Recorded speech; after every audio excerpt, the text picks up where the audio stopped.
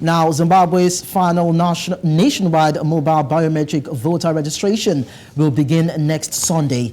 This comes as preparations for 2023 harmonized elections gather momentum following the recent conclusion of the delimitation exercise. The Zimbabwe Electoral Commission will run a 10-day voter registration campaign which ends on March 21 before undertaking various of other activities, including opening the voters' roll for public inspection, which will lead up to the elections. Eligible voters will, however, still be able to register until 2 days after proclamation of the election date by President Emmerson Mnangagwa. The ZEC has since tabled a $130 billion budget to conduct the polls, with Treasury expected to start disbursing the funds. According to ZEC Chief Elections Officer Itloil Silangwa, preparations for the harmonized elections had commenced. Now, joining us on the news is Allan Chipoyi, Project Vote 263 Chairperson and political analyst, who is going to be shedding more light on this particular upcoming election. Thank you so much, Allan, for joining us. Thank you, brother, for having me as well. I appreciate your time. All right, so what is the level of acceptance and preparation for this particular exercise by the citizens and the umpire, especially at a time when the country is experiencing an economic crisis which has been worsened by hyperinflation? Yeah, the question starts with us asking the Zimbabwe Electoral Commission, the election board, in terms of how ready and prepared it is in terms of having the elections, which we are supposed to be having as Zimbabweans expectedly in August this forthcoming year.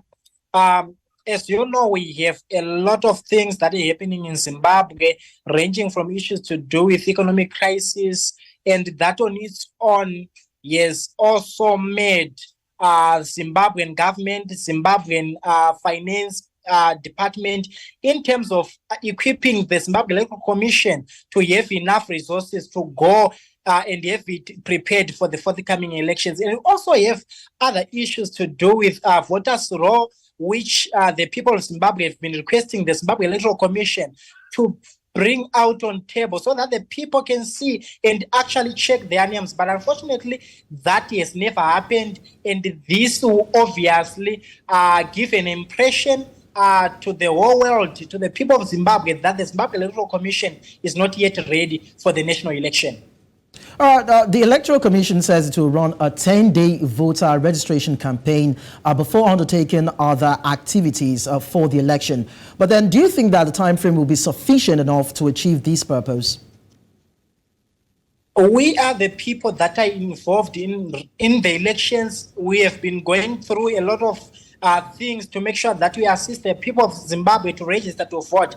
And if you are to assess the situation that you are currently stuck in, we have been made to wait at the Zimbabwe Electoral Commission voter registration district offices for about 4 to 5 hours without our people having been registered to vote. So that on its own is a crisis that can entail you that the 10-day period that has been availed as a voter registration blitz by the Zimbabwe Electoral Commission is not even sufficient. At least the Zimbabwe Electoral Commission should have at least a month for their blitz so that they can accommodate almost everybody. As you know, we have tons and tons of young people who have not yet registered to vote. All right, so then looking at the power play, that is the political power play, what is the public opinion on the candidacy of the incumbent president, that is Emmerson Mnangagwa's government, as compared to his main opponent, that is Nelson Chamisa? Yeah, as you know that whatever that is to bring out to have an honest conversation in as far as these issues are concerned is the fact that we must first have a level playing field so that we can be able now to come up with a clear position as to what the people of Zimbabwe wants. It is very clear that the people of Zimbabwe, as you have already mentioned, that Zimbabwe is currently going under economic crisis, and there are a lot of things that we have been expecting our current government to have addressed, which they failed, and of which they have been part of their 2018 election manifesto. But if you look at those issues, you'll probably realize that there is nothing or merely close to 0 things out of their manifesto that they've actually managed to bring to the table as per their promise, which will now give Nelson Chamisa the chance of winning the election, should it be a fair election. Well, you talked about a free and a fair election, and we're seeing the income or the intrusion or the use rather of the mobile biometric voter registration, which is an electronic device for the election. But then what difference do you think this will make looking at the process even as the elections come? Well, as you are aware that we have been experiencing a lot of cases to do with political violence, whereby a lot of opposition political members have been brutally assaulted, not only by ZANU-PF members, but by the Zimbabwe Republic Police as well. You also have to consider the fact that we have been having a series of the opposition political party, the CCC, being denied to carry out their political rallies and political gatherings. That on its own will contribute to the crisis that I've been talking and trying to discuss about. But then don't you think that the use of this particular device, the biometric machine, will be able to some extent, reduce cases of maybe overvoting, rigging, glitches, so to speak, in the coming elections?